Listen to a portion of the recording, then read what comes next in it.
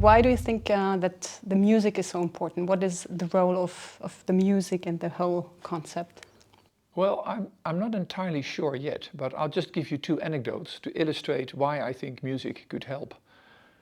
One of the people with Parkinson's that comes to mind is an individual who has to listen to music that has 110 beats per minute, Björk, for example. And this man, this individual, doesn't even like Björk. But he found out that this particular rhythm, and it has to be that rhythm, sets him in motion. So I think one reason why music works is by generating a rhythm that acts as a pacer for the brain to then follow that rhythm and start moving.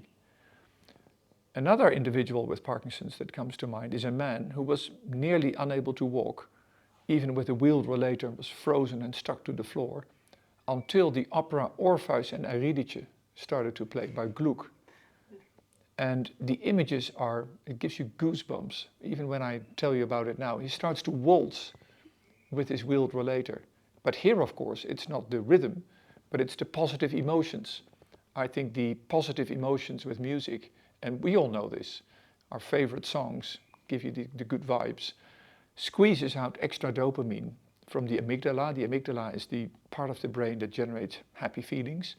And that extra dopamine, is my theory, spills over into the motor circuitry and thereby facilitates movements. So positive emotions, happiness, and rhythms are at least two of the working mechanisms.